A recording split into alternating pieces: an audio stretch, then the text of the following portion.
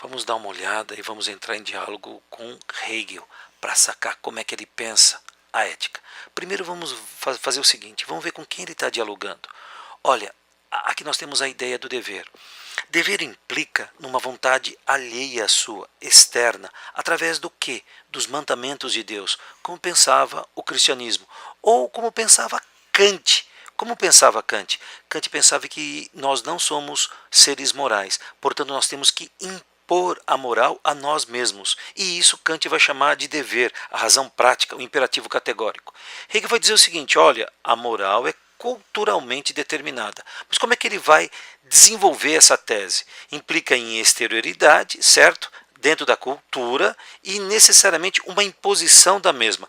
Mas ele não volta à mesma questão anterior. Calma, vamos resolver isso. Então, fazer o seguinte: Hegel vai dizer que todos nós somos seres históricos e culturais. O que ele quer dizer com isso? Que nós temos uma vontade subjetiva, que a gente age enquanto indivíduo que deseja. E aqui eu tenho aquilo que Kant vai chamar de razão prática. E que eu também sou um ser que tem vontade objetiva, que são todas as instituições, portanto, a cultura, que necessariamente vai me impor uma determinada visão de mundo. E os conteúdos dessa cultura, os fins dela, os valores, as normas, elas são necessariamente impessoais e, ao mesmo tempo, coletivo e necessariamente públicos. Elas são publicizadas para que todos nós façamos parte do mesmo modelo de sociedade. Então temos aqui a vontade objetiva. A vontade objetiva vai criar aquilo que Hegel vai falar de moralidade. Ela se dá através das instituições.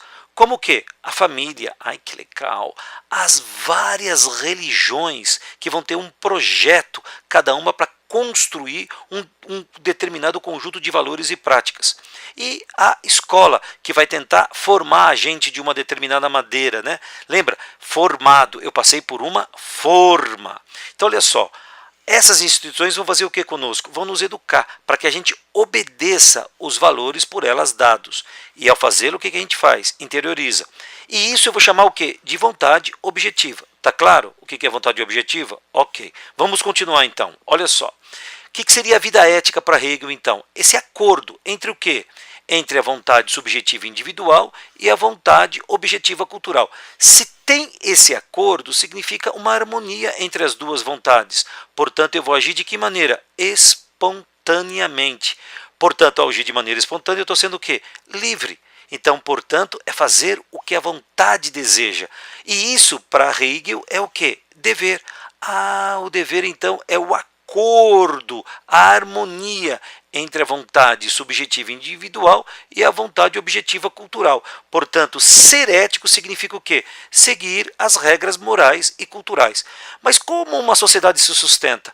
O que acontece com ela? Então, fazer o seguinte: algumas sociedades, a moral passa o quê? Pelo declínio.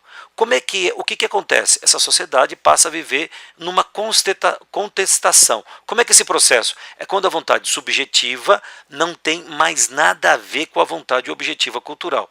Essa sociedade, então, está em crise. O que seria essa crise?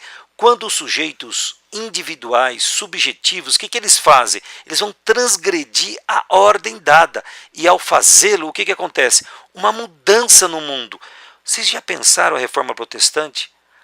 A outra forma de pensamento que ela colocou, lembre-se, na reforma protestante, eu tenho aqui a ética dos protestantes, que vai estabelecer o quê? Uma nova vontade objetiva cultural. A mesma coisa eu posso dizer do contrato social. As relações não são mais pessoais, elas são impessoais. Então vocês estão percebendo? Ao mesmo tempo a sociedade entra em crise, está aqui a crise, a reforma protestante, o contrato social, e ao mesmo tempo o que acontece? Ela cria meios para se reproduzir e continuar aquilo que nós chamamos de harmonia cultural, ok?